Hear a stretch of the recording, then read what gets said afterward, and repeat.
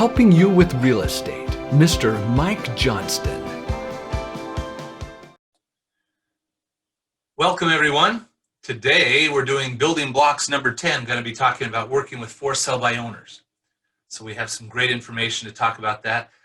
The handout is available to download on professionalrealestateschool.com, and you can see that there and download handout number 10, and we'll be following through that somewhat so you can see the different things that we have. Some of it is in this particular program is great information to give to other agents or for yourself to help understand some of the things that for sale by owners may need. There's people out there that can do a lot of this stuff on their own, sure, but let's go through the first thing here, 7 reasons why for sale by owners fail. So let's go into that right here, okay? First off, there's less than 10% of for sale by owners actually succeed in selling their home themselves. Now this is national average statistics, and right now Idaho Falls is in a great market, okay? So right now many of the for sale by owners are still being able to do quite well here, but statistically speaking is what I'm going by. So for the class today, it's kind of not 100% in our market today, but it's talking about for sale by owners in general, all right? So, but what actually prevents the for sale by owners to be able to close the property for sale? There's a few different things that cause some problems, and we're going to go through those. All right, and I'm going to read part of this because I have this as part of the handout that if you want to, you could actually give a copy of this to the different different people that are trying to sell their property. So that's what the first couple pages of this handout are for. The other things are things to help you. Let's move this microphone a little closer. Selling your home without the help, and this is coming from an ad that was in an article by Bill Gassett from Inman News. Selling your home without the help of a real estate agent can seem like a good idea. In an ideal world, homeowners would save a lot of money. Not having to pay a commission is a strong motivational factor, but is the quote, for sale by owner, end quote, FSBO, option really as good a choice as it may seem? Selling a home without a real estate agent isn't easy, and statistics seem to show that less than 10% of for sale by owner sellers actually succeed. But what is it, actually, that prevents for sale by owner sellers from being able to close their property sales? Here are some of the mistakes that for sale by owner sellers make. They illustrate why local real estate agents' expertise is invaluable. Number 1, failure to prepare a property. If a home isn't appealing to the buyers, the home sellers are wasting everyone's time. This doesn't just mean making sure everything is tidy. The condition of the house needs to be perfect. It involves repairs, removing and decluttering the house and furniture, painting, decorating neglected rooms in a way to make them appeal, having a professional cleaning. And a lot of times the homes that don't have an excellent curb appeal or have obvious things that are wrong are going to make it a big challenge to sell. So we have to just keep in mind that a real estate agent is going to be able to go through and look in a different manner and take a look at the home. I'm a little bit of a taller person. So when I go through a home, I can see the top of the refrigerator. And many times the top of the refrigerator has a lot of stuff on there that some homeowners don't even remember putting up there. So I can make the suggestion of cleaning it out, making it a little bit better and easier, and go through a few things like that. So a professional, a real estate agent, is going to be able to go through a lot of different things and do their best to help get that to happen. Let's read on to number 2. Lack of marketing experience. If the for sale by owner property listing isn't put in front of the right people, it will never be sold. The real estate agent will have the knowledge and experience to get this right. The owner usually won't. There's also quite a few powerful online marketing channels that won't let for sale by owners' homes be listed. An agent will be able to market the property far better than a novice seller could ever even hope to do. So many for sale by owners don't realize the power of the multiple listing service and the wide net that it casts to try to find potential buyers. So let's talk about that for a second. When I list a property, there's a lot of different things that I do. So when you list a property, there's a list of things that you do, and I hope that you have a systematic type of regimen of things that you do for people. And you can write those things down and have a sheet of paper or something that you show people. This is what I'm able to do for you. Now, some of those things could be doing the hour of negative power, as I call it. And that would be starting across from the street and coming over to the property and looking at all the different things that could be improved. And that can really help out. The multiple listing service, a great tool that's there. It goes out once we enter the information there. It syndicates to so many other websites. Currently, I'm showing some properties to my brother and sister-in-law. And I watch to see what they're doing, how they're pulling up properties. I send them information from the multiple listing service, but they also pull things up on Zillow. So I watch that and I see what it is. But there's so many different errors. They're like going, hey, how about this one? Oh, that's sold. Because it's not always accurate information. So what are the for sale by owners doing? They might try to list something on Zillow. They might do some other advertising and other things. But is that information really accurate? So it's kind of a tough thing. And it turns out to be that the people I'm working with right now, they ask me to contact any of the for sale by owners if they're there. And sometimes we can see one that's really underpriced. It's not priced effectively. It's not priced right.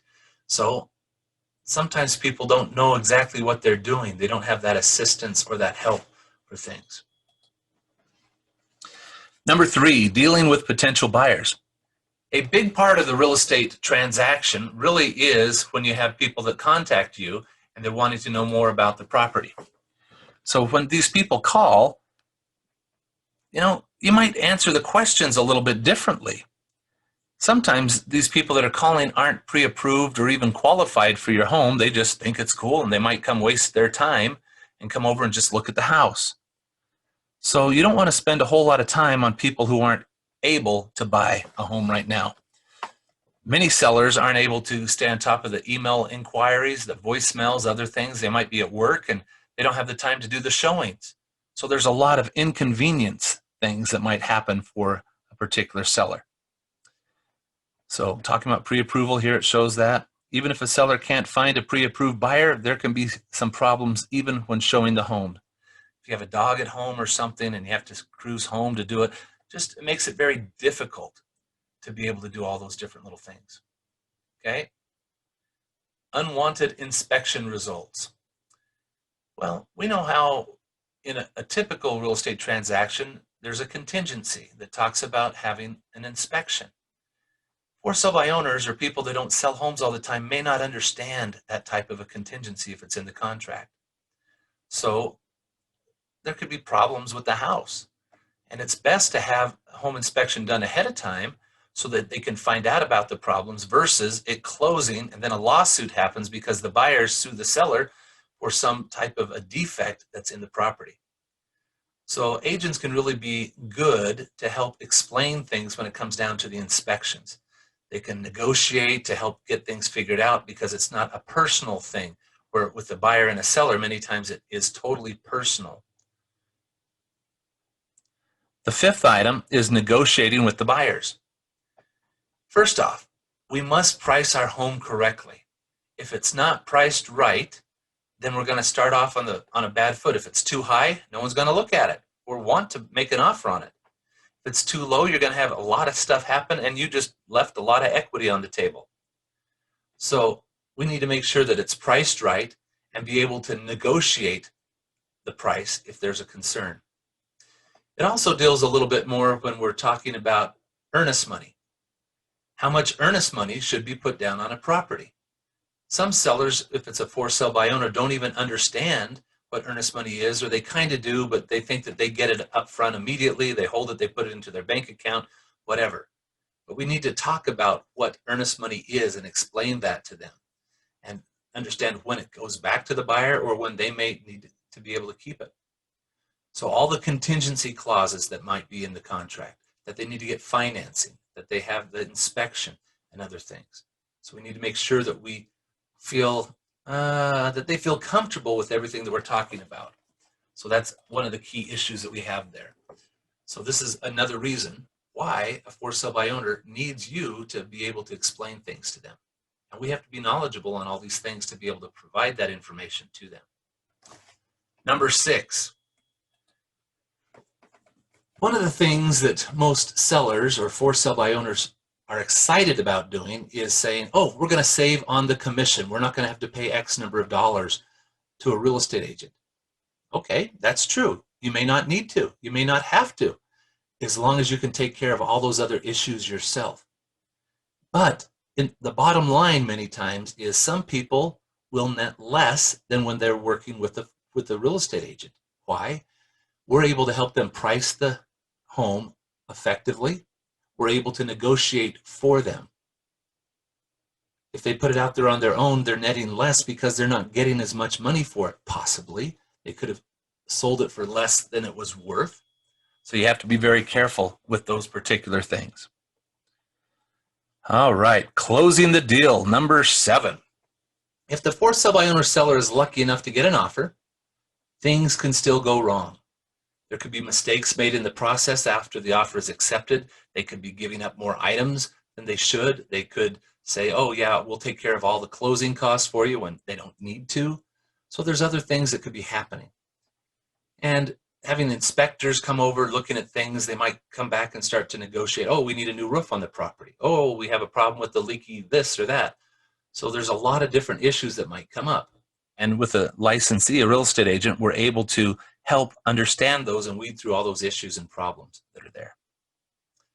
So on this particular paper that I have, this first one, and we're almost to the last bit of it, this is a paper that you can give or share with for sale by owners. You could email it to them, share it with them so they can see it.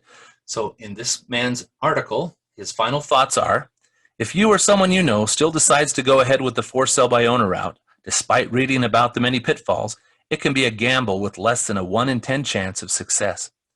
Hopefully our highlighting of some of the common mistakes will allow you to succeed where so many others fail.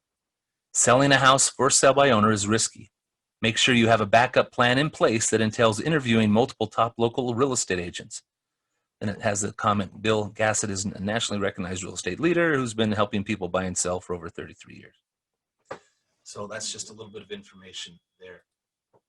Okay, so that first part of the handout, which you can download on the website, is to explain to a potential for sale by owner some of the mistakes or things that are out there. So if you're going to use that sheet of paper to give to them or email it to them or share with them, you need to be prepared to answer those questions. You need to be prepared to go through all those things and be a professional with it. So learn and go through those things.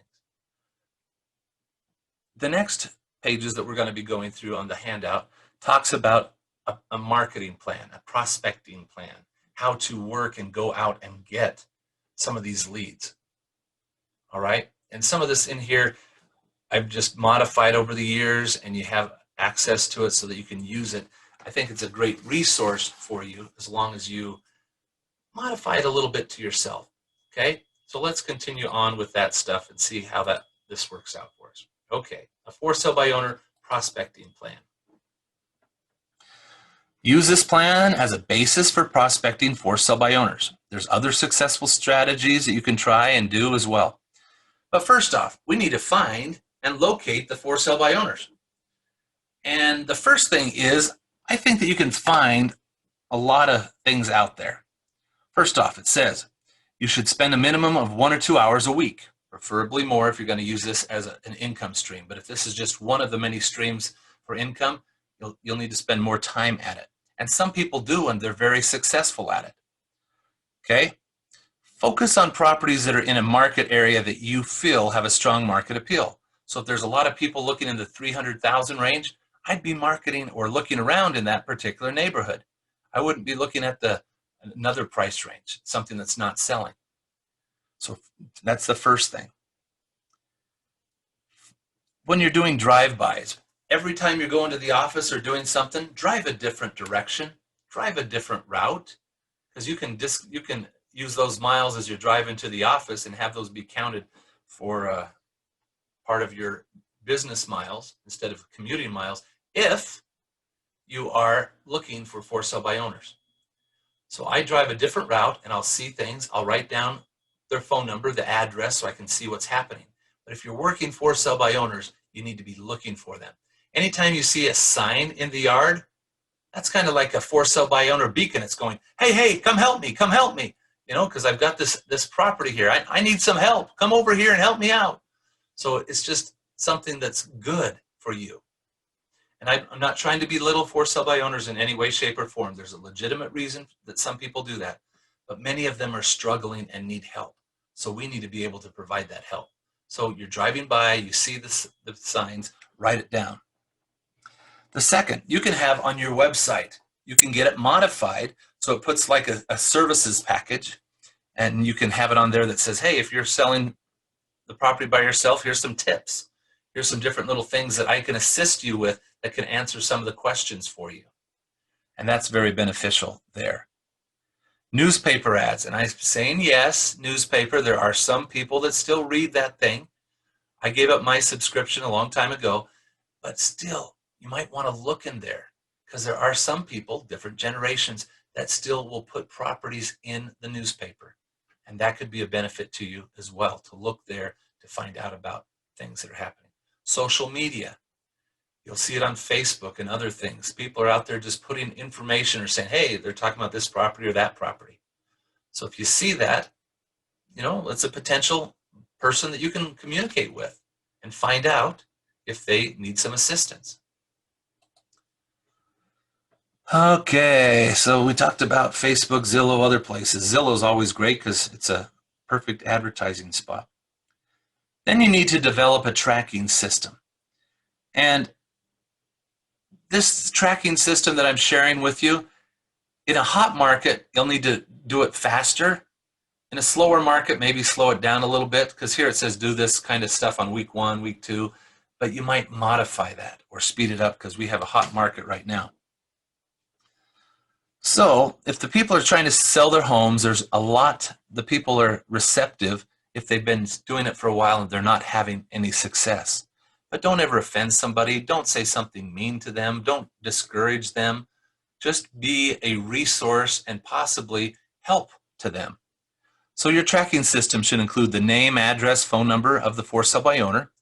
There's reverse prospecting, phone directories. You could even type them into Forewarn to learn who the people are. There's a lot of different resources we have as licensees to be able to find out who the person is.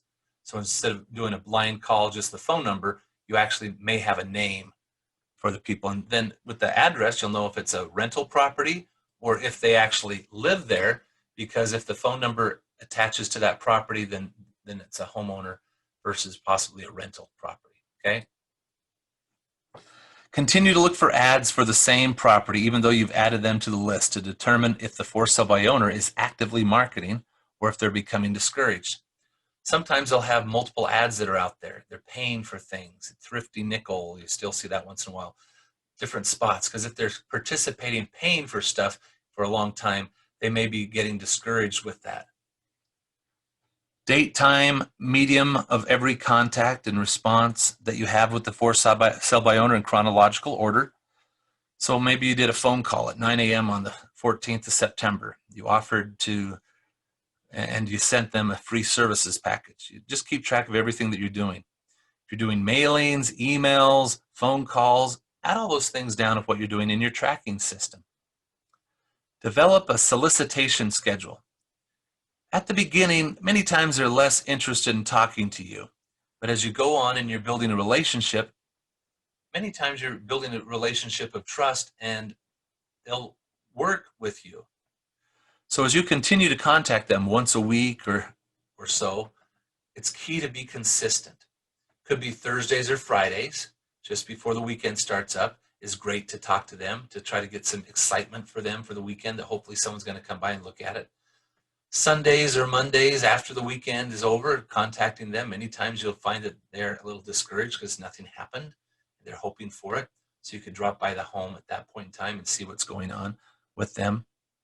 But for week 1, you might send out different items in a service package. And your service package is going to be something that you put together, different things that you're able to do for them. It could be a copy of a basic real estate purchase and sale contract. You don't share them ours on that part because it's copyrighted, etc.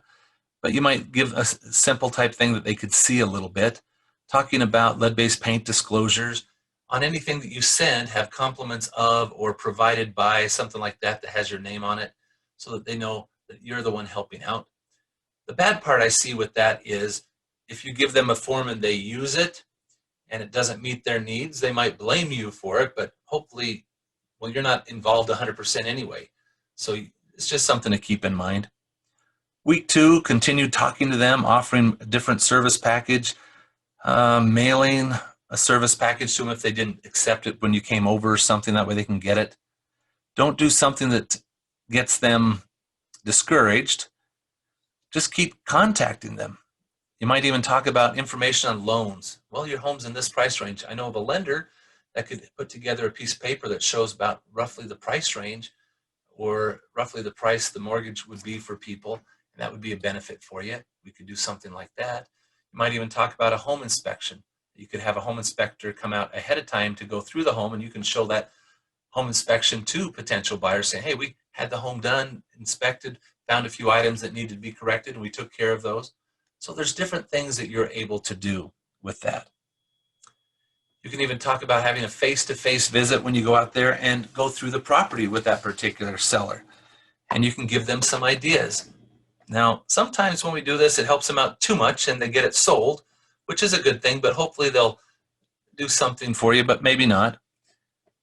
But you can go through and tour the home.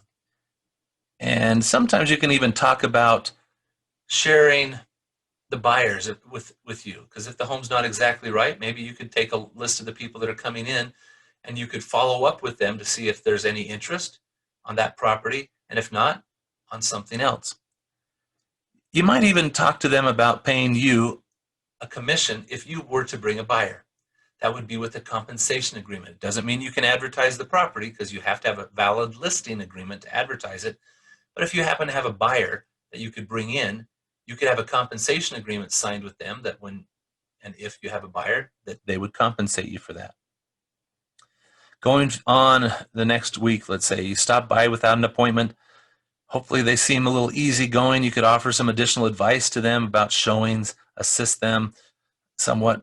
You might even give them a listing presentation if it feels right, to tell them and explain what you can really do to help them out, a full-scale listing presentation.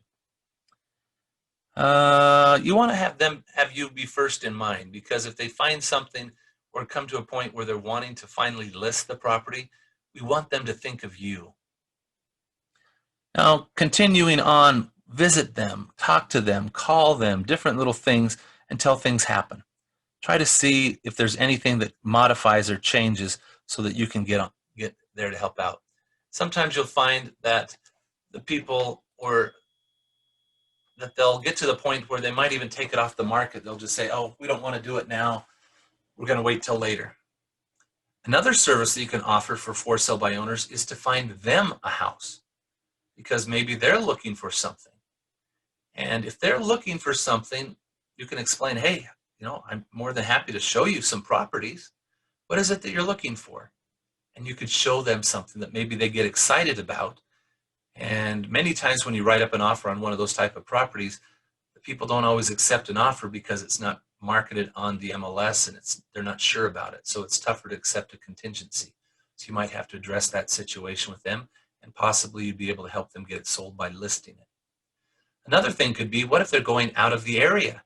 If they're relocating to a different town, you could refer them to an agent in that other area, and you could still receive compensation for that. And you know that they'll be working with someone that's qualified and can assist them. And that's adding value to them too. So there's a lot of different things that you can do. Now, the next pages in this particular handout that I'm providing to you is some scenario type things, some situations, some role playing. The first couple pages are blank that you go through and you fill out and answer. Then the next couple pages answer some of those questions and put down some ideas for you. So let's take a look at these a little bit, and we're not going to go through them all 100%, but we'll go through them a little bit so you can see what's here. Okay, so the first one. Okay, well, first off, these are some objections before we do the role play part. So I'm sure I'll get a buyer in no time. This is the person, the for sale by owner, saying this. I've only had the house on the market 1 week, and I've already had 3 people come and see it. So what would be your counter or something that you would say to this particular one? I'm going to just take this down here and modify this a little bit. So if I scroll down here to the answers, here's some of the things that you could respond to or respond by saying.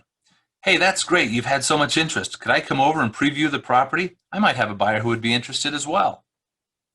Or, how many of those people have come back a second time? One of the problems with showing a house is that you get a lot of browsers who just like to see other people's homes. Or 3, did you have anyone who made an offer? Often prospective buyers find that they can't readily or really afford the houses they find appealing in the ads. As a real estate professional, I always try to pre-qualify the buyers first so that I'm not wasting an owner's time showing buyers houses they can't afford. Objection number 2. I need every cent I can get from the sale to put towards my new house. I can't afford to pay a real estate commission. Well, here's some ideas. I know that it's important to have the biggest down payment possible, but a National Association of Realtors survey, Profile of Home Buyers and Sellers, found that people who sell their homes through a real estate professional sell their homes for almost 15% more than people who sell their homes themselves. So even if I charge a 6% commission, you will probably come out ahead. Another option, 2. Often the buyer who wants the house most will be willing to pay the highest price. Because our company advertises so many, and you can put down a number of homes each week, we probably get a call from just about every buyer in the market. If more than one buyer gets interested in your home, you might be able to get a better price. Here's a third one.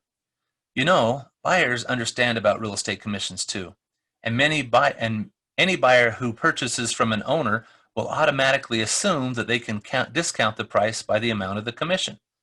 The only person who gains if you sell your house directly is the buyer. Does that make sense? Because if someone says, oh, if I don't have to pay a real estate fee, I'm going to just take that off the price.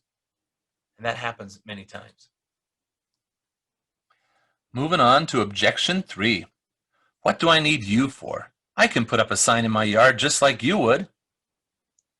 It's true that your sign will attract buyers, but many of them won't be able to afford your home. When I get a call from a house sign, I can pre-qualify the buyer before showing the house and steer them to a house that fits their financial abilities. Another way, number 2, when you advertise your own home, you have an inventory of one. We currently have many, and we can put down a number, of listings. So every call I receive from a buyer gives me a prospect of several homes. That means that if you get 10 calls from your yard sign, you might have 5 prospects. But if I get 10 calls from the houses I've listed, I might have 30 prospects for your home. Objection number 4. If I list my property, it will be with my friend in real estate. It's great to be loyal to your friends, but you know that your home is probably your single biggest asset. Do you really think that your friend is the person who can get you the best price for your home? And we don't know who the friend is. Maybe they could, but this is just a question.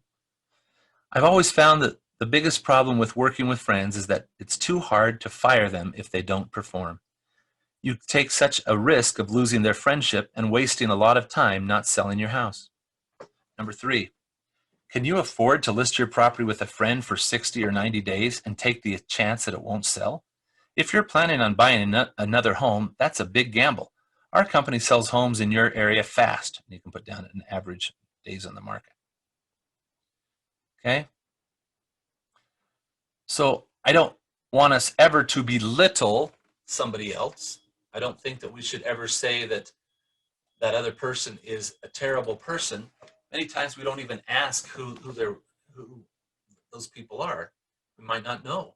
But if they're not tied into a contract with anybody, we're able to talk to them and ask them some questions.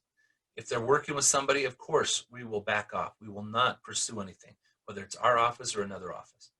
But if they haven't decided who they're going to choose, then you need to talk about the differences that you have versus other people in the market. And you talk in generalizations. You're not talking specifically, oh, so-and-so, I don't like them. They're terrible or whatever. No, we do not talk bad about other people. We talk positive about us and the things that we offer. Okay?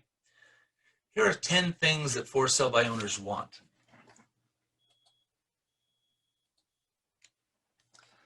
Okay, so some of these things you can include in your different mailings that you give to people. So you can share some of this information with them and mail one of these items off periodically, etc. They want to know how to get your home ready for sale. This can be the same handout you use for your sellers that lists with you. You might have that type of information there. Talking about how to conduct an open house. A lead-based paint disclosure brochure from HUD and information on how they can obtain a supply of lead paint disclosure pamphlets. A list of required property disclosure forms. A list of suggested inspections, often requested by, it says sellers, I should have it say often requested by buyers, like a home inspection, termite inspection, radon, and so forth, depending on the market and the temperature. Sellers and buyers' net sheets for calculating what they will realize in the transaction. Suggestions on ways to market their property include items here such as listing with the MLS, posting the listings on websites, suggestions for local papers, home books, and feature real estate ads. A brief overview of mortgage financing, including fixed and adjustable loans, what points are and about paying them, loan-to-value ratios, and so forth. You might even have a sheet explaining how to qualify buyers.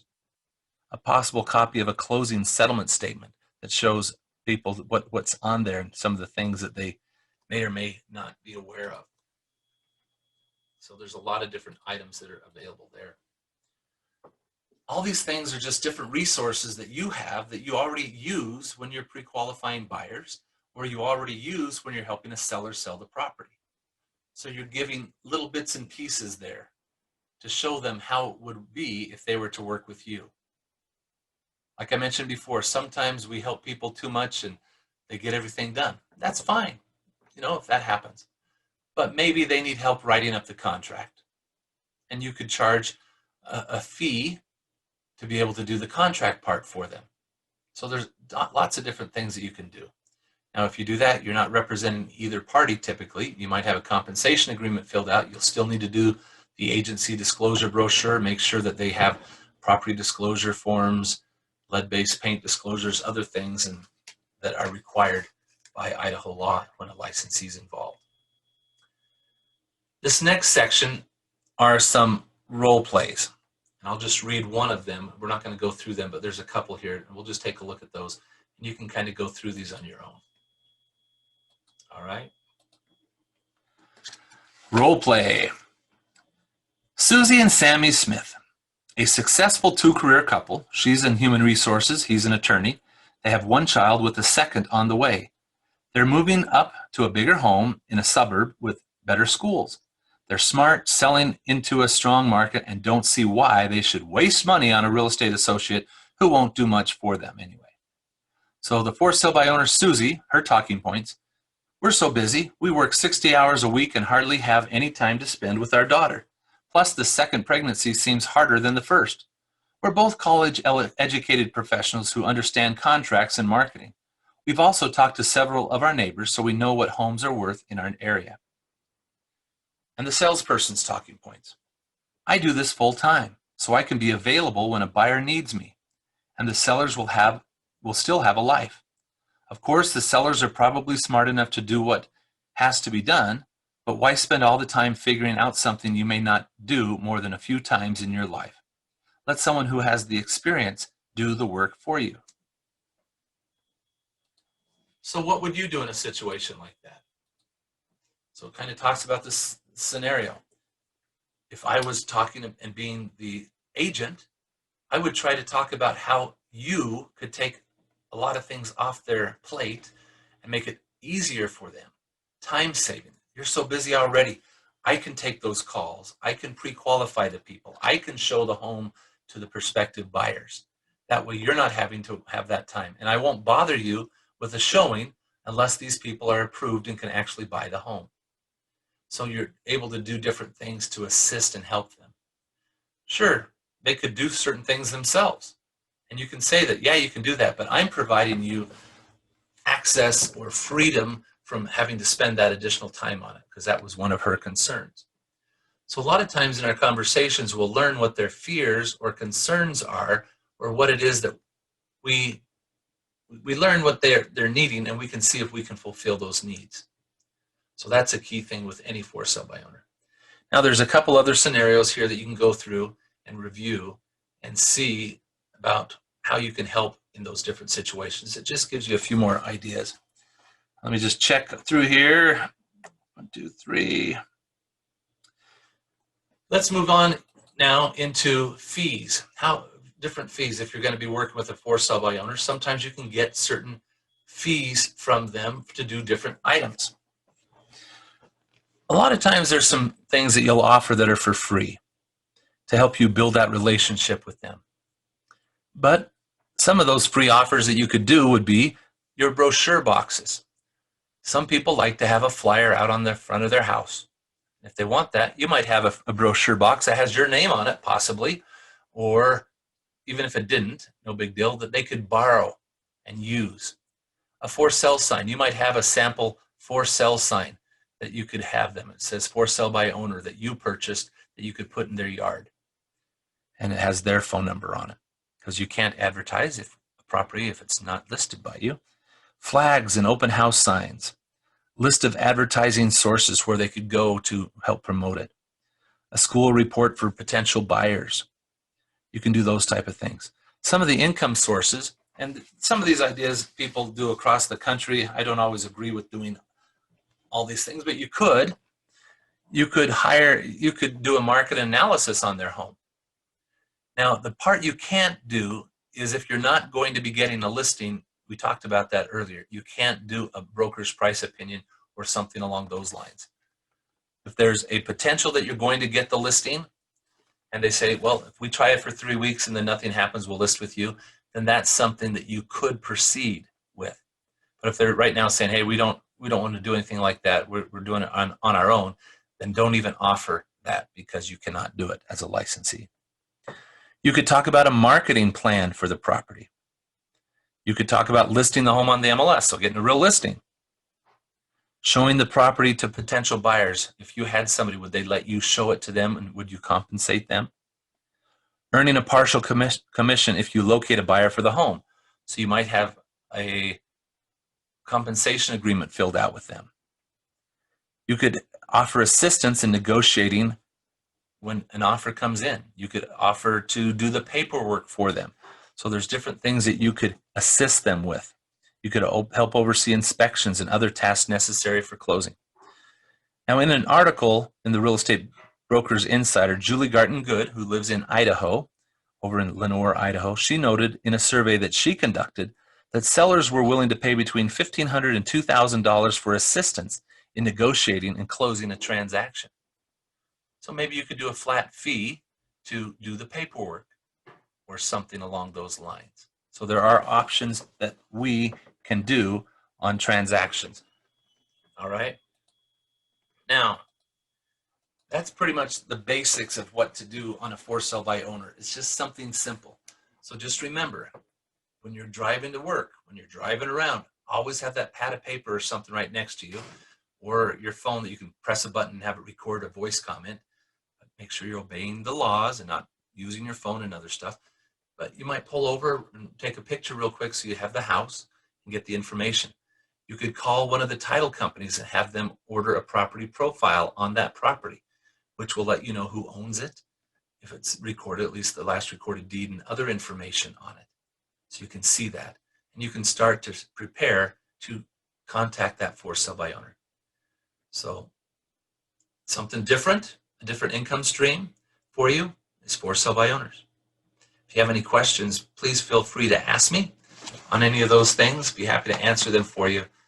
And remember, we have all these different building blocks of real estate. If you want to go back and review one of them, please go to professionalrealestateschool.com and you can see a list of all of them.